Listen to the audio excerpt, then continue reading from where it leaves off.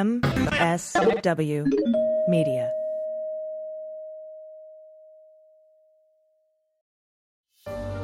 I signed an order appointing Jack Smith. And nobody knows you. And those who say Jack is a fanatic. Mr. Smith is a veteran career prosecutor. Wait, what law have I broken? The events leading up to and on January 6th, classified documents and other presidential records. You understand what prison is? Send me to jail.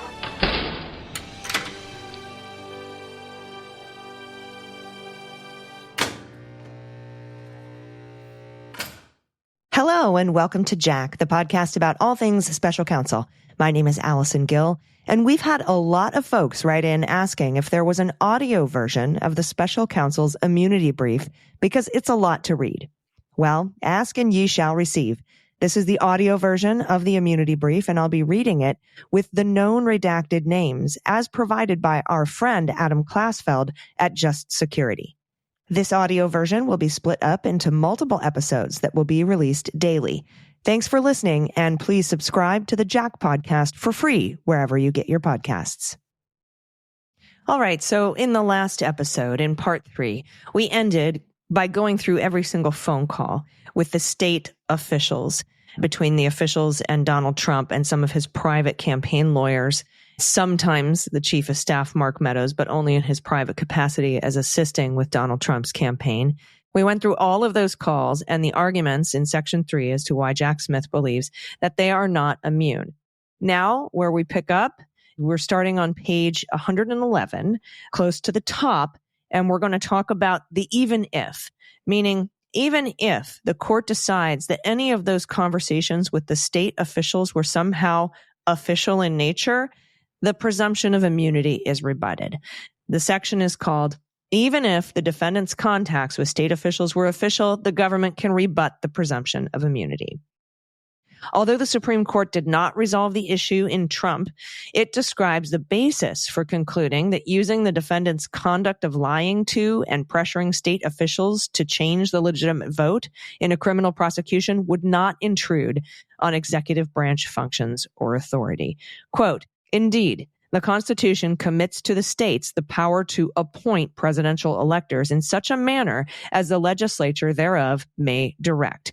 Article 2, Section 1, Clause 2, see Burroughs v. United States.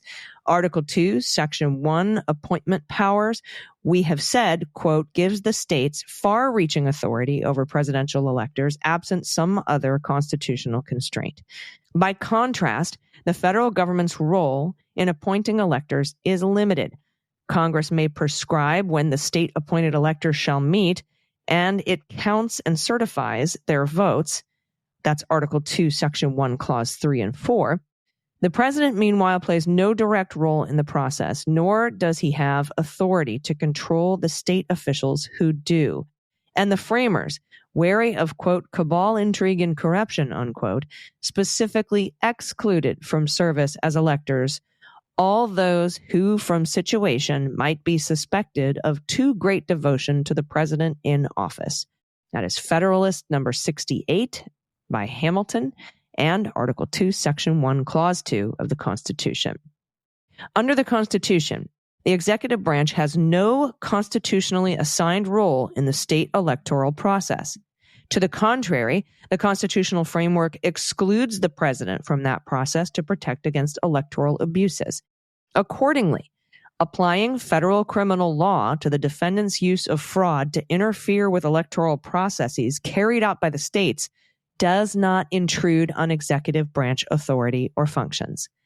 Rather, it ensures that the president's conduct remains consistent with the Constitution's allocation of that authority to the states, while in no way impairing his ability to, quote, encourage state officials to act in a manner that promotes the president's view of the public good, unquote. The president remains free, for instance, to urge state officials to institute measures to combat a pandemic or make arrangements to provide emergency relief. This case does not remotely implicate such official conduct. What neither the president nor any other candidate may do is further his private campaign for office by using fraudulent means to have state officials certify him as the winner of a presidential election to spite the will of the voters. Accordingly, applying criminal penalties to that conduct will not intrude on any executive branch authority or function. Next, the defendant's efforts as a candidate to organize fraudulent electors. The conduct at issue was unofficial. The defendant's conduct with respect to the elector scheme is inherently private and not subject to immunity. C. Barrett J. concurring in part, quote, sorting private from official conduct sometimes will be difficult, but not always. Take the president's alleged attempt to organize alternative slates of electors. In my view, that conduct is private and therefore not entitled to protection. The President of the United States has no official responsibilities related to the organization or voting of electors in the various states. By virtue of the Constitution, that process takes place in the states, according to the laws and procedures set forth by each state. See U.S. Constitution, Article 2, Section 1, Clause 2.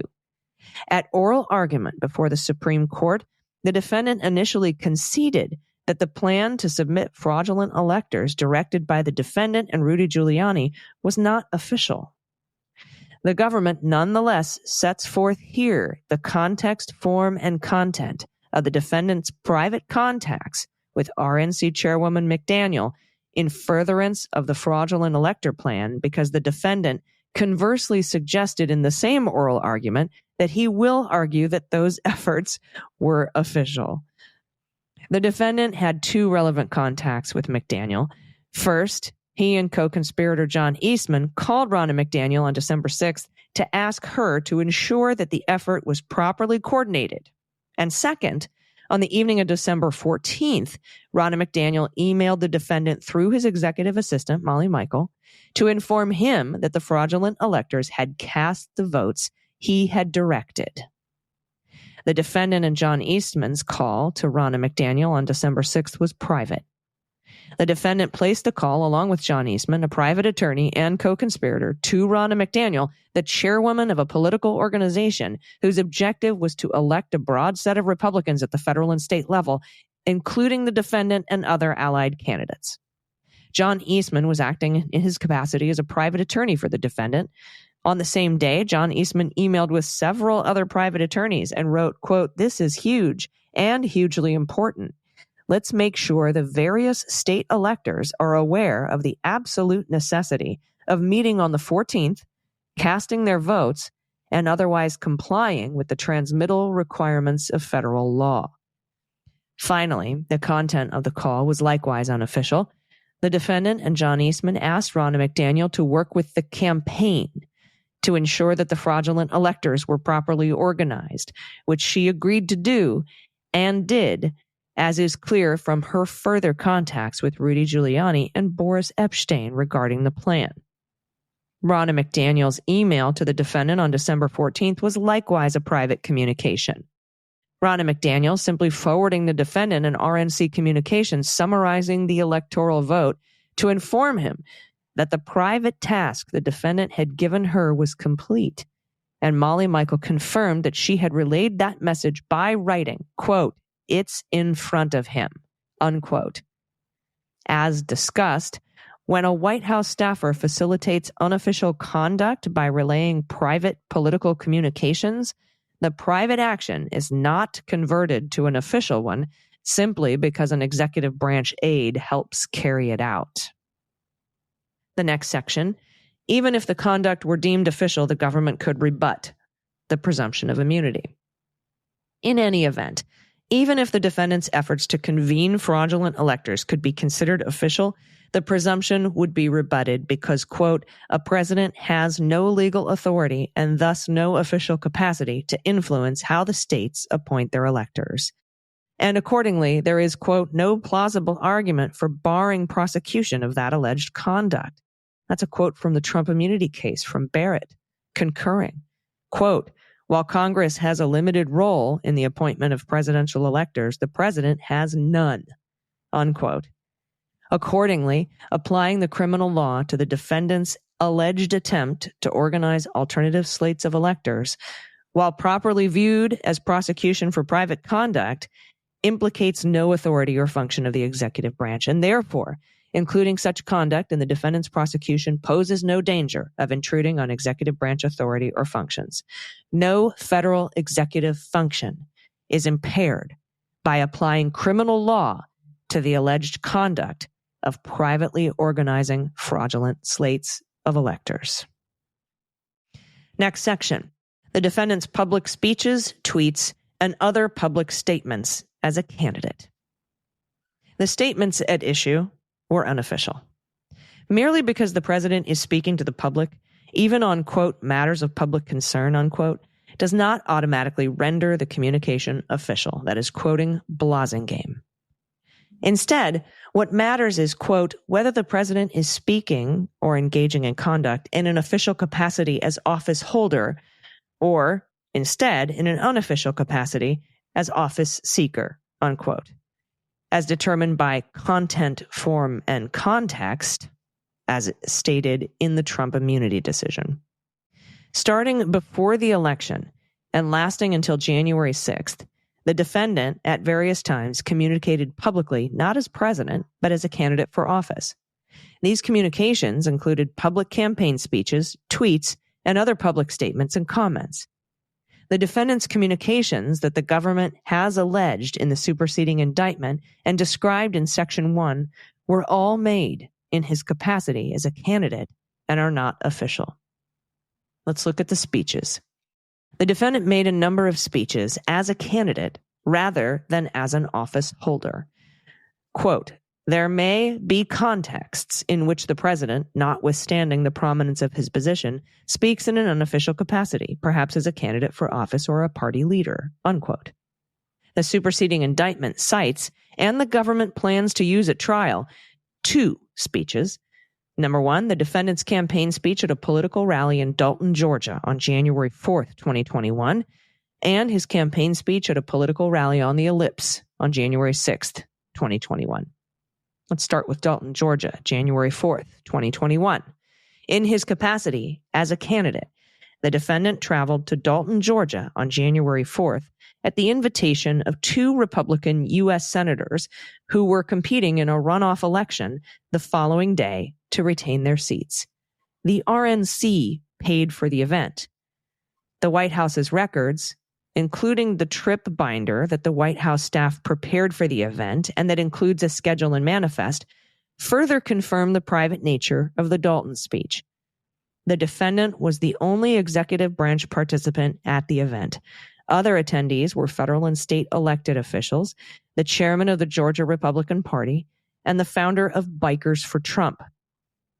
The trip binder included a Hatch Act disclaimer stating that, quote, employees of the federal government may not use their official title or position when participating in a political event, unquote. Its description of the event to which the defendant was traveling was, quote, remarks at victory rally, unquote. Similarly, the presidential daily diary from that day describes that, quote, the president made remarks at the Georgia Senate victory rally, unquote. This nomenclature, the use of the phrase victory rally, is significant. Victory necessitates one political candidate or party defeating another, and rallies are the kinds of events that candidates hold to excite their supporters and garner votes. Moreover, the defendant's campaign sent numerous fundraising emails before, during, and after the speech, confirming the event's private nature. In a January 4th email around 3 p.m., the campaign sent a fundraising email with the subject line, Epic Rally in 6 hours, that began, quote, President Trump is heading to Georgia for a rally with Senators Kelly Loeffler and David Perdue. This rally is going to be epic, and it will show the nation that real Americans like you are fired up and ready to fight to keep our Republican Senate majority. The Senate runoff election is tomorrow, and it's going to take the support of patriots from all around the nation if we're going to win big and save America from the radical left. Later, at 9:21 p.m., the campaign sent a fundraising email in the name of the defendant's son that began, my father is on stage right now in Georgia rallying with Senators Loeffler and Perdue to defend our Senate Republican majority. Are you watching? The email reminded voters that, quote, the Senate runoff election is tomorrow, and you are the only one who can stop the left from taking over. Another email at 10:41 p.m. sent in the name of the defendant began, I just stepped off stage after speaking at an epic victory rally in Georgia with Senators Loeffler and Perdue. The energy of the American people is unmatched, and I know we're going to win big tomorrow.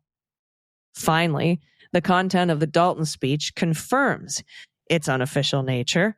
The defendant began by telling the crowd, tomorrow, each of you is going to vote in one of the most important runoff elections in the history of our country. You're going to get everyone you know. You're going to show up to the polls in record numbers. You're going to swamp them. And together, we're going to defeat the Democrat extremists and deliver thundering victory to David Perdue and someone that has really been a star in Washington, Kelly Loeffler. He also used the speech to pressure Mike Pence. Much of the speech then veered into the defendant's principal claims of fraud and irregularities in the presidential election, but he occasionally returned to the theme of the following day's election, including discussions of the Democratic candidates. We're going to talk about the speech at the Ellipse on January 6th, but we have to take a quick break. Stick around. We'll be right back.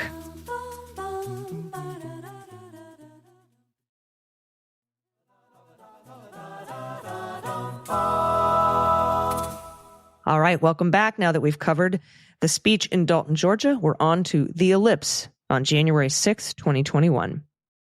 The content and context of the Ellipse rally, including the people involved in organizing the rally, demonstrate that it too consisted of non-official conduct.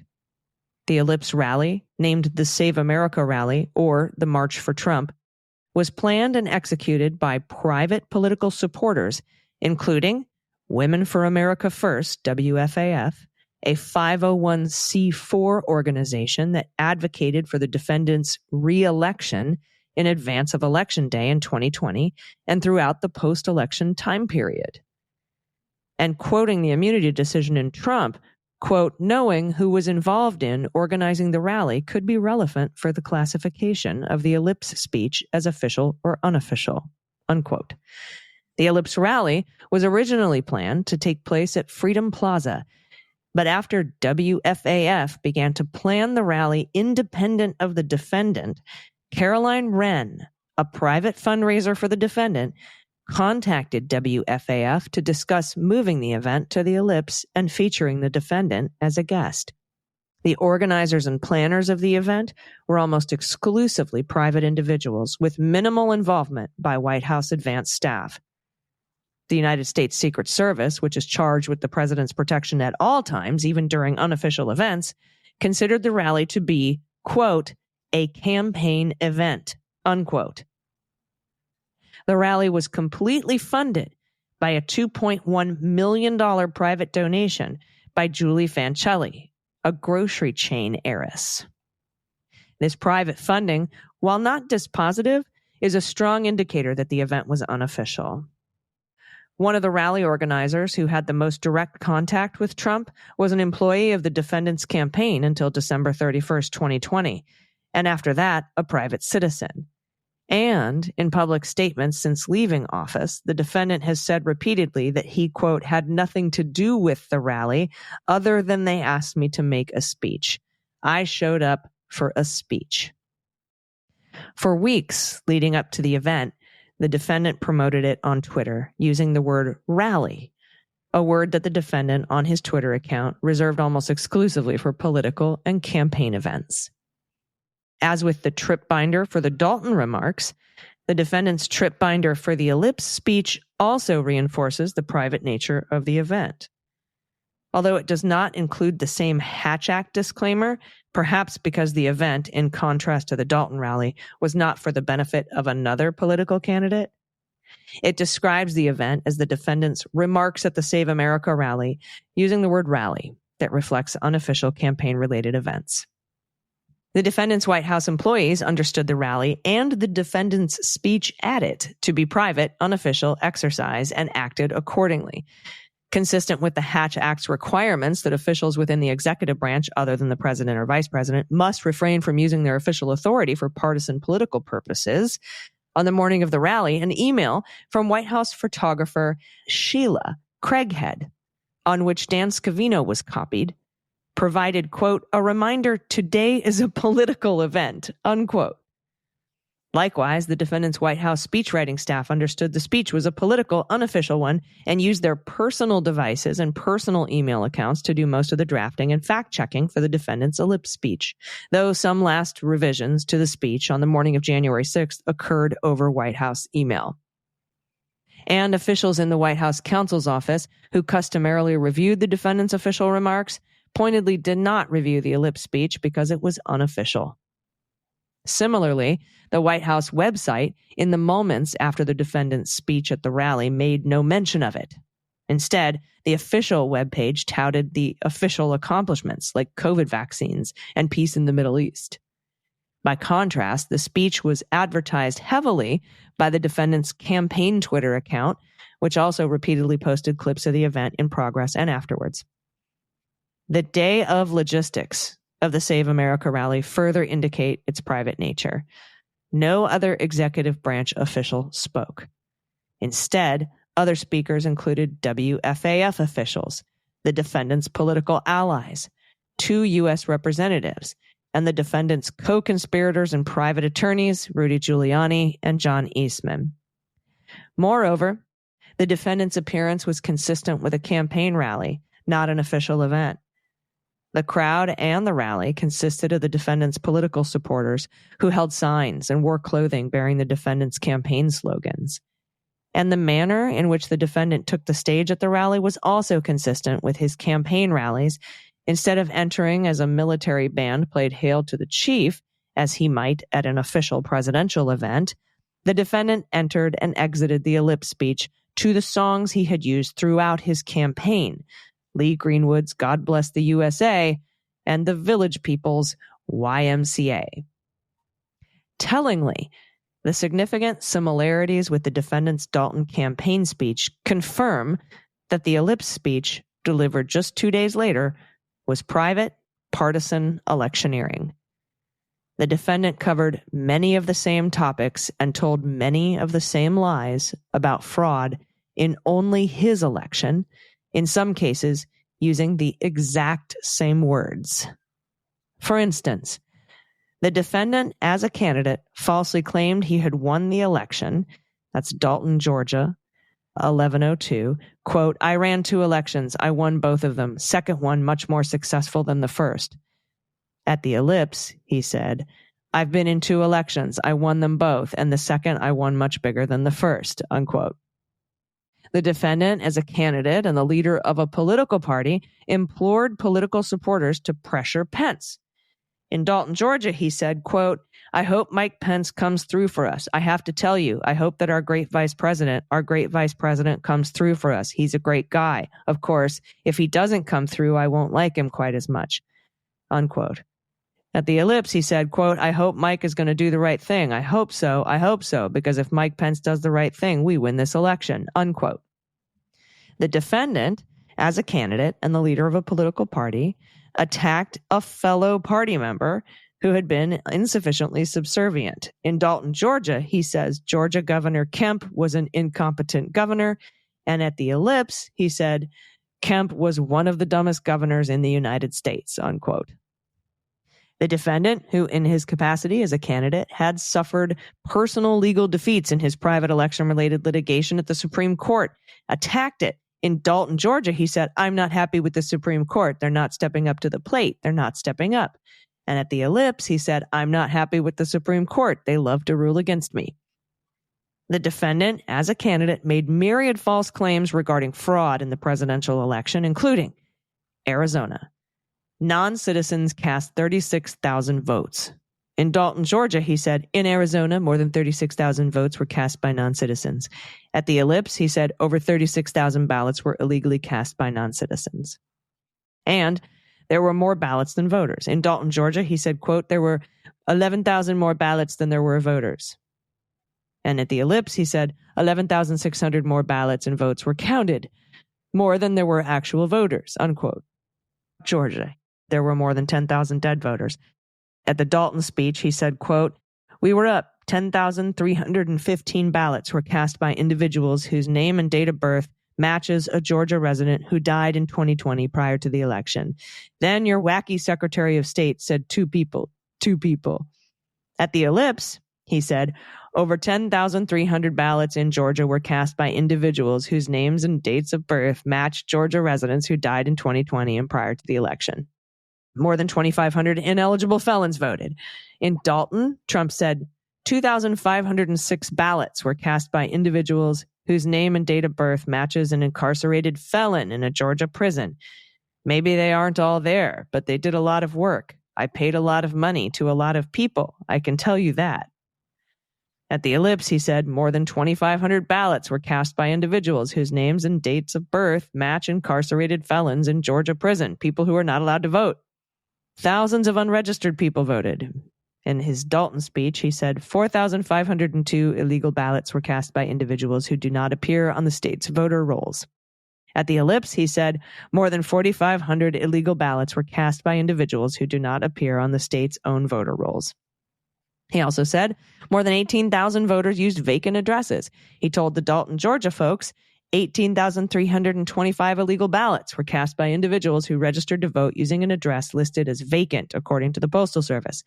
At the Ellipse rally, he said over 18,000 illegal ballots were cast by individuals who registered to vote using an address listed as vacant, according to the Postal Service. He also said that at least 88,000 ballots were illegally backdated. He told the folks at Dalton, quote, at least 86,880 ballots were cast by people whose registrations were illegally backdated. At the Ellipse, he said at least 88,000 ballots in Georgia were cast by people whose registrations were illegally backdated. He also said underage voters cast 66,000 ballots. He told Dalton, Georgia, 66,000 votes in Georgia were cast by people under the legal voting age. At the Ellipse, he said 66,000 votes. Each one of those is far more than we need. 66,000 votes in Georgia were cast by individuals under the legal voting age. And he talked about 15,000 voters that had moved out of state before the election. He said at the Dalton speech, at least 15,000 ballots were cast by individuals who moved out of the state prior to November 3rd's election, or maybe they moved back in. At the Ellipse, he said, and at least 15,000 ballots were cast by individuals who moved out of the state prior to November 3rd election. They say they moved right back. They moved right back. Oh, they moved out. They moved right back. Okay, they miss Georgia that much. I do. I love Georgia, but it's a corrupt system.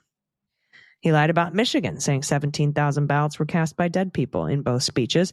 In Dalton, he said, quote, an estimated 17,000 ballots were cast by dead people, unquote. At the Ellipse, he said, quote, more than 17,000 Michigan ballots were cast by individuals whose names and dates of birth match people who were deceased, unquote. Nevada.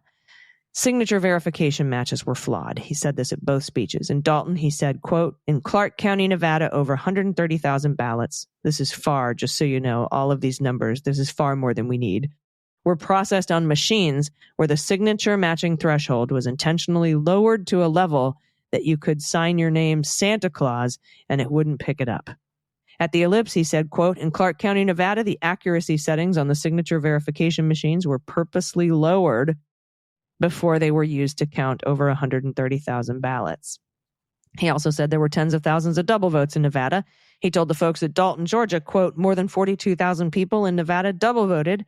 At the Ellipse, he said, quote, there were also more than 42,000 double votes in Nevada, unquote. He lied about Pennsylvania. He said the Commonwealth had more votes than voters. He told the people of Dalton, Georgia, quote, in Pennsylvania, there were 205,000 more ballots cast than there were voters. He said at the Ellipse, quote, so in Pennsylvania, you had 205,000 more votes than you had voters. He said 8,000 dead people voted in Pennsylvania. He told the folks at Dalton, quote, Pennsylvania also had an estimated 8,000 dead voters. At the Ellipse, he said over 8,000 ballots in Pennsylvania were cast by people whose names and dates of birth match individuals who died in 2020 and prior to the election. He talked about 14,000 out-of-state voters in Pennsylvania. He said to the people in Dalton, quote, 14,000 ballots illegally cast by out-of-state voters. And at the Ellipse, he said over 14,000 ballots were cast by out-of-state voters. So these are voters that don't live in this state. 400,000 absentee ballots appearing after the election. He told the folks of Dalton, Georgia, quote, there's an unexplained 400,000 vote discrepancy between the number of mail-in ballots in Pennsylvania sent out, reported on November 2nd, 2020, and the number reported on November 4th. They can't explain it. 400,000 previously unreported mail-in ballots magically appeared. They couldn't explain it. And all of a sudden, they just happened to find 400,000. That's a lot of people. At the Ellipse, he said, quote, the day before the election, the state of Pennsylvania reported the number of absentee ballots that it had been sent out, yet the number was suddenly and drastically increased by 400,000 people. It was increased, nobody knows where it came from, by 400,000 ballots one day after the election. And he also said of Pennsylvania that tens of thousands of ballots were received back before they were mailed out. He told the people of Dalton, quote, 55,000 ballots received back before they were even sent. And he told the people at the Ellipse, and more than 60,000 ballots in Pennsylvania were reported received back. They got back before they were ever supposedly mailed out. In other words, you got the ballot back before you mailed it, which is also logically and logistically impossible, right? And then in Wisconsin, he said hundreds of illegal drop boxes were used. He told the people of Dalton, quote, in Wisconsin, over 90,000 ballots were illegally harvested. Can't do that. Not allowed to. Through so-called human drop boxes, and over 500 illegal unmanned drop boxes were put out statewide. And he told the people at the Ellipse that, quote, in Wisconsin, corrupt Democrat-run cities deployed more than 500 illegal unmanned unsecured drop boxes, which collected a minimum of 91,000 unlawful votes. And finally, he said about Wisconsin that 170,000 invalid absentee votes were counted. He told the people at Dalton, quote, over 170,000 absentee votes were counted that are blatantly illegal under Wisconsin law and should never have been included in the tally. At the Ellipse, he said, quote, over 170,000 absentee ballots were counted in Wisconsin without a valid absentee ballot application. So they had a vote, but they had no application, and that's illegal in Wisconsin. The defendant's language throughout the speech was that of a candidate focused on his reelection. He claimed he would not concede, that he received more votes than he had 4 years earlier, that the election was over by 10 p.m. on election night, and that he wanted to go back 8 weeks to fix the election results. Significantly, he made many of these statements at the beginning of the speech, framing the themes for the rest of the speech. In addition, although countless federal and state and local races were also on the same ballots as the defendant on Election Day, including those of every sitting member of the House of Representatives, even those on whom the defendant was counting to object at the congressional proceeding, the defendant focused only on his own race, the election for president, and only on allegations favoring him as a candidate in targeted states he lost. He claimed his, quote, election victory was, quote, stolen, and that he would not concede, and that, quote, with only 3 of the 7 states in question, we win the presidency of the United States, unquote. He framed the claims of election fraud in terms of his own election and the margin of victory in his own race, and he spoke to his political supporters using the pronoun we, showing that he was speaking not to all citizens, but only to his own voters. And finally, the defendant repeatedly aimed accusations at Biden, his principal opponent in the election contest, as would a candidate. All right, we'll be back to talk about the tweets in evidence. Stay with us.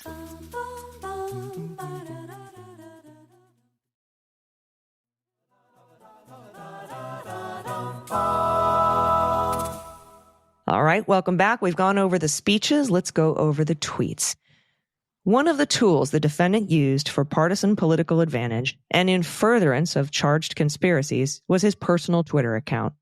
He used his Twitter account to undermine public confidence in the electoral system, spread false claims of election fraud, attack those speaking the truth that the defendant had lost the election, exhort supporters to travel to Washington for the certification proceeding, and marshal his supporters' anger at and pressure on Mike Pence. As described below, an objective analysis of content, form, and context establishes that the select tweets that the government intends to offer at trial were unofficial. As an initial matter, the defendant sent or directed the sending of all tweets and retweets from @RealDonaldTrump, the personal Twitter account that the defendant started long before assuming the presidency. The defendant began tweeting from @RealDonaldTrump in May of 2009. Throughout his campaign for the presidency in 2016, the defendant used this Twitter account for electioneering purposes. He even announced the selection of Pence as his vice presidential nominee over Twitter. Since the end of his term in office, the defendant again has used the account for private purposes. During his presidential term, the defendant sometimes used the @RealDonaldTrump account to tweet about official business, including regarding COVID relief and vaccines, legislation in Congress, and executive branch business. But he also regularly used the account to post on unambiguously private matters. For example, when he posted a picture of himself golfing with Jack Nicklaus and Tiger Woods at the Trump National Golf Club in Jupiter, Florida, and retweeted a Trump Organization post about the Trump New York hotel being, quote, named the #1 best hotel in the world, unquote. The Supreme Court's decision in Linkey v. Freed confirms that a public official's personal social media account can be used for both personal and public business, and consistent with the Trump immunity decision, that a fact-specific inquiry is required to discern into which category a post falls. In conducting the necessary tweet-by-tweet analysis, context, and content matter, simply because a tweet relates to a matter of public concern does not automatically transform it into an official communication. In Blasingame, the D.C. Circuit rejected the defendant's contention that any and all of the president's communications are immune official acts whenever they involve a matter of public concern. The D.C. Circuit recognized that, quote, the integrity of the 2020 election, unquote, was a matter of public concern, but if the defendant spoke about that issue in his personal capacity as a candidate for re-election rather than in his official capacity as president, it was unofficial speech, not shielded by immunity. Thus, when a court consults context and content to inform the official act inquiry, a claim that all tweets concerning election integrity were official must fail.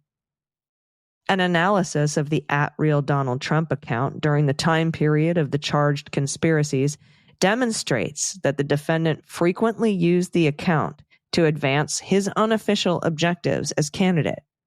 Of the more than 1,200 tweets, the vast majority were related to the 2020 presidential election. For example, he announced over Twitter that Rudy Giuliani and others were taking over his campaign legal team, and he repeatedly used the platform to espouse false claims of election fraud and promote political rallies on his behalf. Dan Scavino, the defendant's deputy chief of staff, and the only person other than the defendant with control over the @RealDonaldTrump Twitter account, acknowledged that he sometimes consulted with campaign personnel about material he was going to post on the account, that he worked as a volunteer for the defendant's campaign at the same time that he served as deputy chief of staff, and that he did not differentiate between his official and campaign duties and when he would send tweets on the account for campaign purposes as a campaign volunteer. A review of the defendant's official @POTUS45 account presents a relevant contrast. The defendant used this institutional account primarily to retweet other accounts like the @RealDonaldTrump account as well as the @WhiteHouse account. There were 74 tweets from @POTUS45 during the charged conspiracies.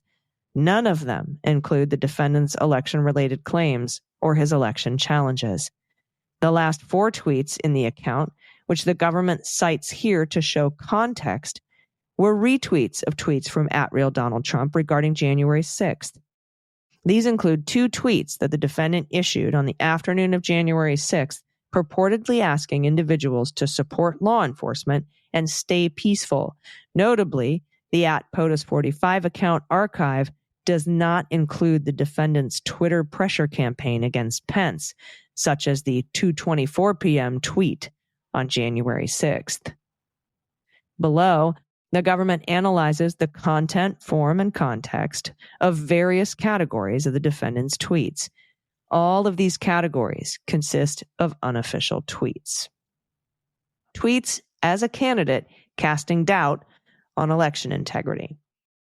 As described in Section 1, the defendant attempted to discourage mail-in voting and undermine confidence in the election results to prepare to declare victory even if he lost. Just as his public statements casting doubt on the election were unofficial, so too were the analogous tweets that the defendant posted in his capacity as a candidate. The context of these tweets confirms this conclusion. The defendant issued the tweets in advance of Election Day in the midst of his campaign for re-election.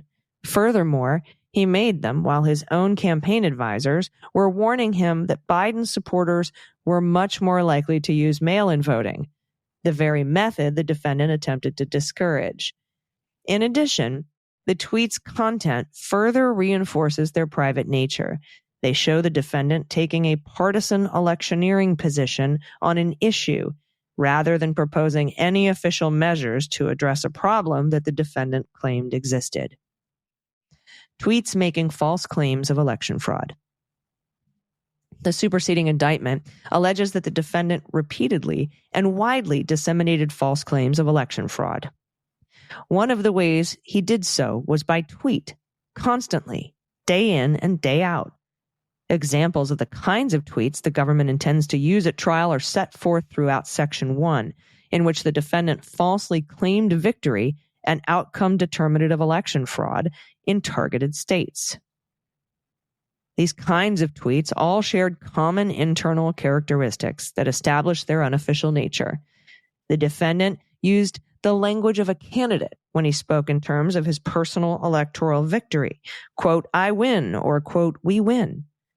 He divided his audience between personal allies who supported his election challenges and enemies who did not, dismissing the latter as rhinos, shorthand for Republicans in name only, or, quote, "the Democrats." And he focused only on fraud claims that would affect his own election and was fixated on his own margin of victory.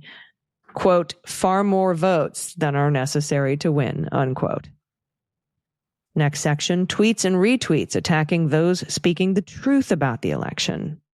On multiple occasions, the defendant issued a tweet or retweeted an agent's tweet in order to attack individuals who had spoken out publicly to defend the integrity of the 2020 presidential election and reassure the public that there had not been outcome determinative fraud.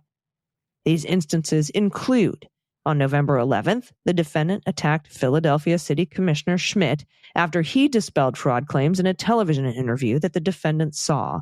On November 29th, the defendant issued a tweet attacking Chris Krebs when he appeared on 60 Minutes.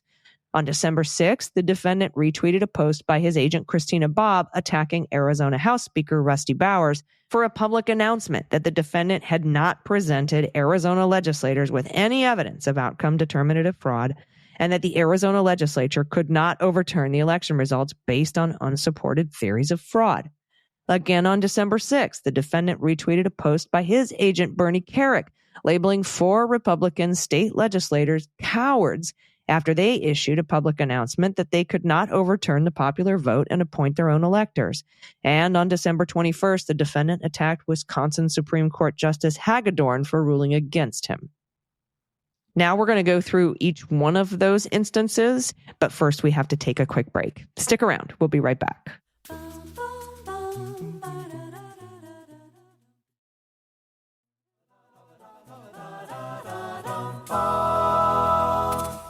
All right, everybody, welcome back. Let's go over these individual tweets. First one, Al Schmidt.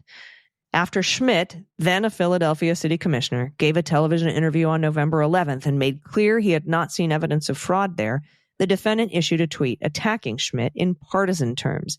The defendant called Schmidt a, quote, so-called Republican, rhino, and finished the tweet with, "We win." In so doing, the defendant was acting as a candidate frustrated that a member of his political party refused to perpetuate the lies the defendant was promoting to advance his personal political interests. Let's talk about Chris Krebs. On November 29th, when 60 Minutes aired an interview with Krebs, formerly the CISA director, defending the integrity of the election, the defendant tweeted an attack on the television program and Dominion voting systems, and claimed that the 2020 election was, quote, probably our least secure ever. These complaints about Dominion and mail-in ballots echoed others which the defendant was making regularly as a candidate, only in states in which he had lost the election. He also issued the tweet between 2 other tweets in which he was speaking as a candidate. 30 minutes before the Chris Krebs tweet, the defendant used @RealDonaldTrump to discuss campaign litigation. Specifically, he wrote, quote, "We have some big things happening in our various litigations on the election hoax. Everybody knows it was rigged. They know Biden didn't get more votes from the Black community than Obama, and certainly didn't get 80 million votes. Look what happened in Detroit, Philadelphia, plus."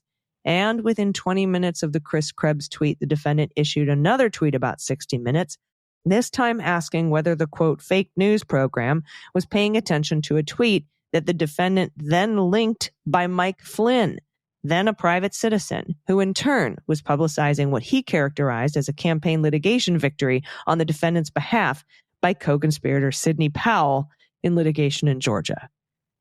The defendant's tweet regarding the 60 Minutes program and Chris Krebs was unofficial. The campaign litigation-focused tweets surrounding it demonstrates that the us, whom the defendant claims 60 Minutes never consulted, was the defendant's campaign, not his administration. Rusty Bowers.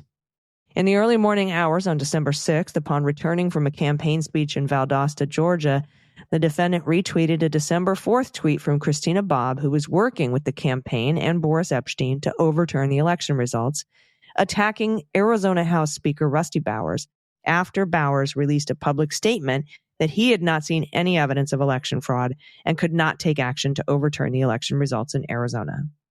Just 4 minutes earlier, the defendant had written, "Thank you, Christina Bobb," while retweeting another one of Christina's tweets that read, quote, "President Trump is back on the campaign trail today. America is the best country on earth, and @RealDonaldTrump is the greatest president." On the same day, December 6th, the defendant also retweeted a tweet by Bernie Kerik, an agent of the defendant who was working closely with Rudy Giuliani. Bernie Kerik, his tweet attacked 4 Pennsylvania legislators who, like Rusty Bowers, had issued public statements that they could not overturn the valid election results. The defendant retweeted Kerik's post without comment. Both of the defendant's retweets on December 6th were unofficial. At the time, both Christina Bobb and Bernie Kerik were, at a minimum, private agents of the defendant who were working to overturn the election results in his favor. Bobb and Kerik's, the original tweets, were in service of that objective. They were attempting to pressure state officials to take extra-legal actions to replace their state's duly ascertained electors with the defendant's fraudulent ones. The defendant's reposting of these private tweets was similarly private. Brian Hagedorn.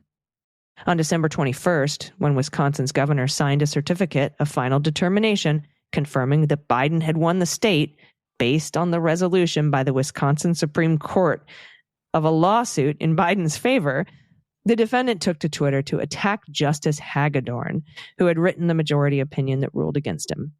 The defendant claimed, falsely, that he had endorsed Hagedorn in his election for the Wisconsin Supreme Court and implied the endorsement had caused Hagedorn to win his election. The defendant then encouraged Republicans in Wisconsin to go to their state legislators and overturn this ridiculous state election. We won in a landslide. The entire context of the defendant's tweet about Hagedorn, including his fictitious endorsement of Hagedorn, his encouragement of Wisconsin Republicans to lobby their legislators, and his claim that we won, demonstrates the tweet as a whole was partisan, personal, and unofficial. Doug Ducey and Brian Kemp, and Secretary of State Raffensperger. Throughout the post-election period, the defendant used his status and power as the head of a political party to bring political pressure to bear on fellow Republicans, including Arizona Governor Doug Ducey, Georgia Governor Brian Kemp, and Georgia Secretary of State Brad Raffensperger. In the tweets, the defendant assailed the 3 elected officials because they refused to take extra legal actions to benefit him personally, suggested that they would suffer politically if they did not do as he asked, and repeatedly suggested that they were rhinos and not real Republicans. The defendant launched these public attacks both, quote, as a candidate for office and as a party leader, and thus were unofficial. Tweets exhorting individuals traveling to Washington, D.C. for the Save America rally. Beginning on December 19th and continuing through early January, the defendant used @RealDonaldTrump to promote the private campaign-style ellipse rally at which he spoke on the morning of January 6th. Indeed, some of the defendant's tweets from this account were retweeted and amplified by the defendant's campaign Twitter account. The defendant's multiple tweets of this topic included his initial message that there would, quote, be a big protest in D.C. on January 6th. Be there, will be wild. In turn, that tweet linked to a document drafted by Pete Navarro that had nothing to do with Navarro's official duties as the White House trade advisor, but rather constituted unofficial political activity by a campaign volunteer who the Office of Special Counsel already had determined to have violated the Hatch Act on numerous occasions by attacking the defendant's opponent during the lead up to the 2020 presidential election. For the reasons described that make clear the Ellipse rally was a private event and the defendant's remarks, they are unofficial. His tweets as candidate promoting the event are unofficial. Tweets regarding Pence's role on January 6th. As the defendant set his sights on using Pence's role as president of the Senate to overturn the election results at the January 6th certification proceeding, concurrent with his direct efforts to pressure Pence, the defendant began to issue tweets falsely claiming that Pence could use his ministerial position to benefit the defendant as a candidate. For instance, on December 23rd, the defendant retweeted a tweet by a campaign surrogate named Ivan Raiklin, who had posted a facially fake White House memorandum titled Operation Pence Card, which falsely claimed that Pence could unilaterally disqualify legitimate electors. The defendant issued similar tweets as the certification grew closer, including posting on January 5th that, quote, the vice president has the power to reject fraudulently chosen electors, unquote. And twice on the morning of January 6th, before his speech at the Ellipse rally, the defendant tweeted again about Pence.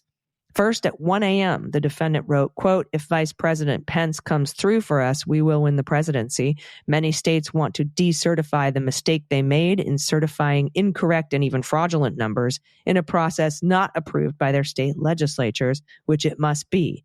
Mike can send it back, unquote. He again focused on Pence's role in the certification at 8:17 a.m. when he wrote, quote, states want to correct their votes, which they now know were based on irregularities and fraud, plus corrupt process never received legislative approval. All Mike Pence has to do is send them back to the states and we win. Do it, Mike. This is a time for extreme courage.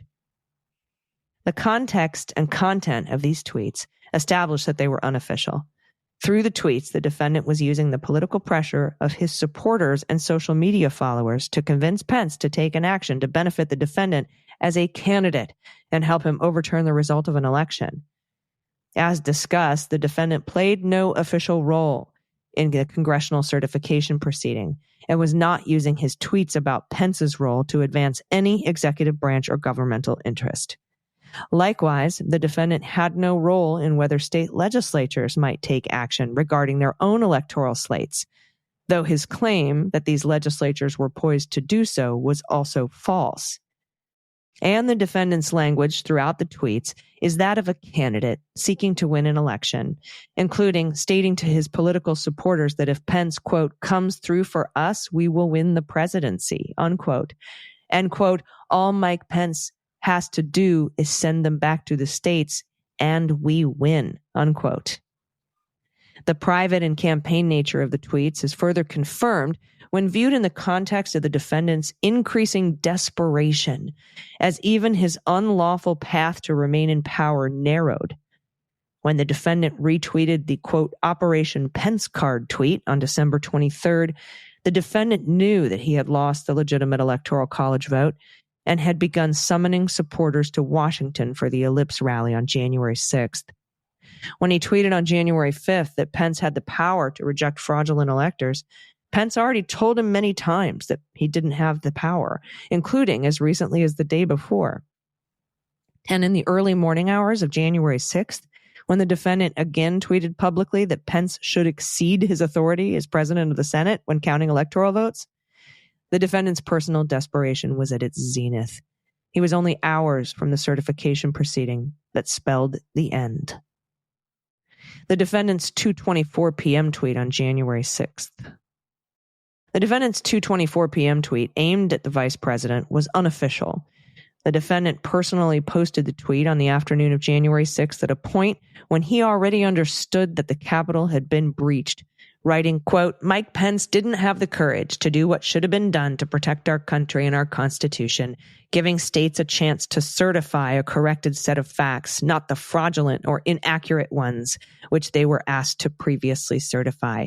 USA demands the truth," unquote. The defendant's actions and knowledge in the hours leading up to this tweet provide helpful context. First, the evening before, on January 5th, the defendant had dictated a tweet to Dan Scavino as he listened to the angry crowd gathered outside the White House. That tweet shows that the defendant understood that his gathering supporters, who were angry and believed his false claims that the election had been stolen, were a powder keg. At 5:05 p.m., he tweeted, quote, "Washington is being inundated with people who don't want to see an election victory stolen by an emboldened radical left Democrat.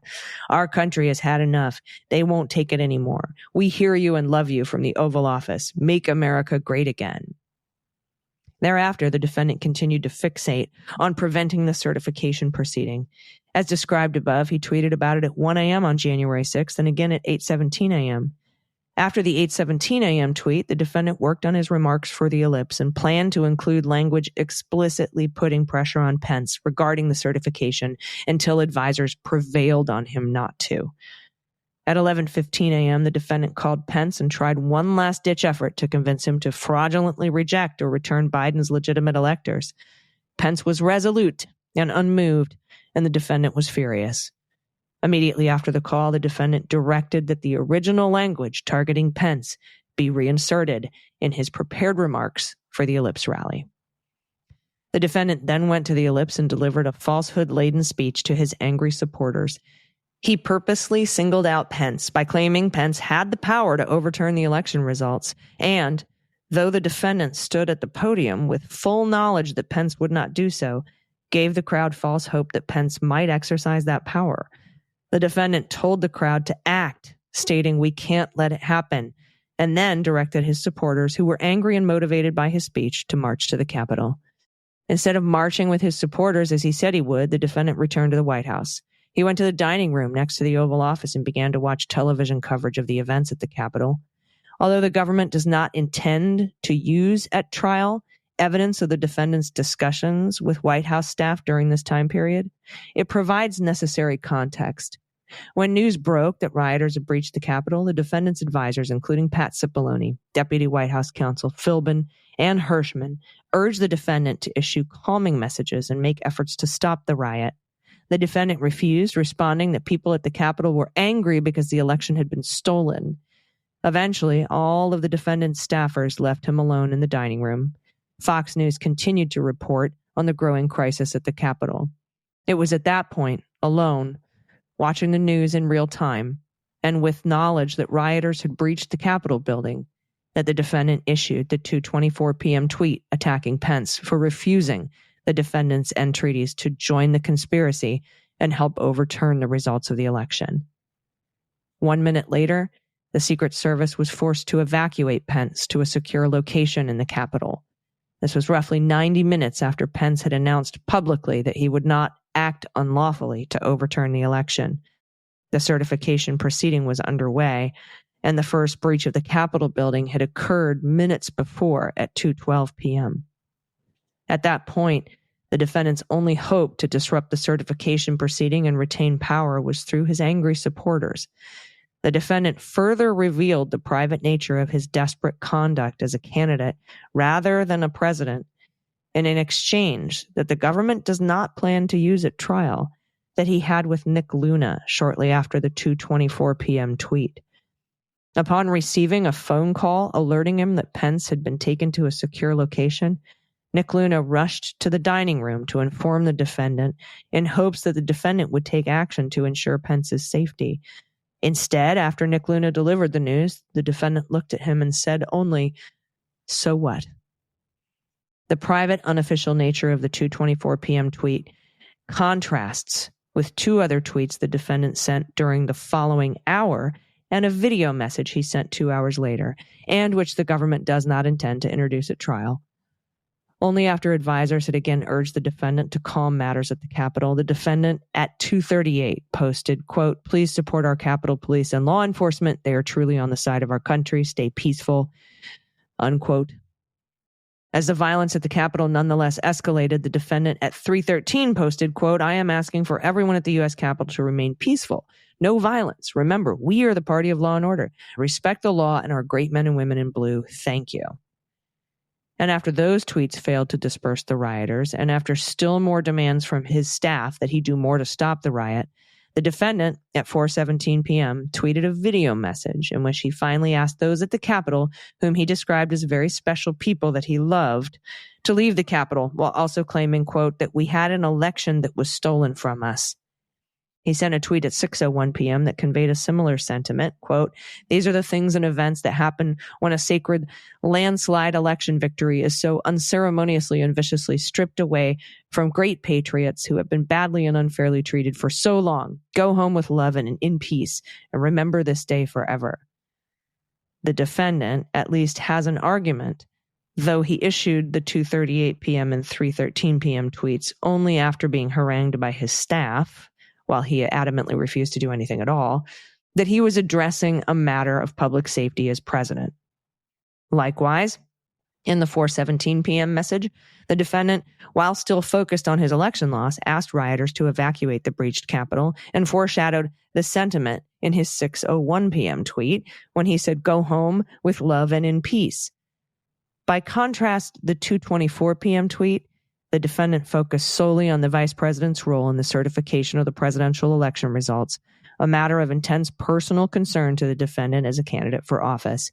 Even assuming that the topic constituted a matter of public concern, the defendant's 2:24 p.m. tweet reflected a speech made, quote, in an unofficial private capacity as office seeker, not an official capacity as office holder.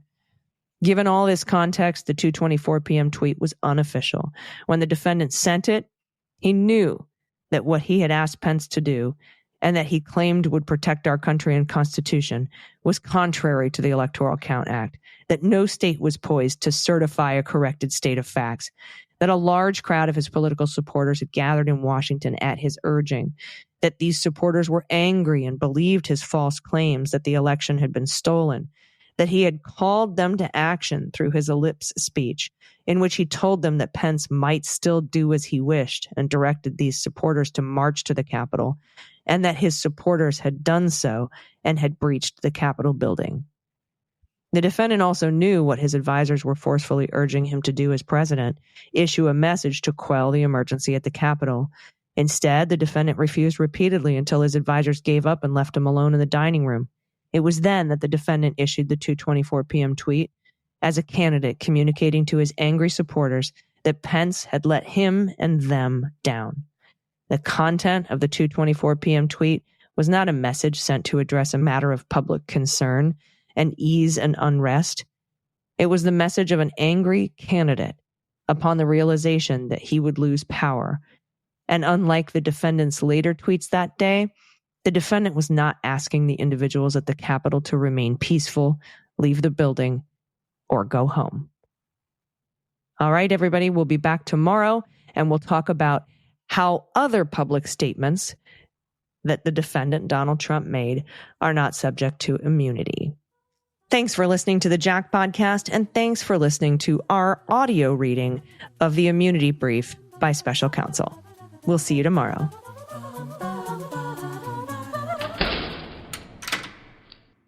MSW Media.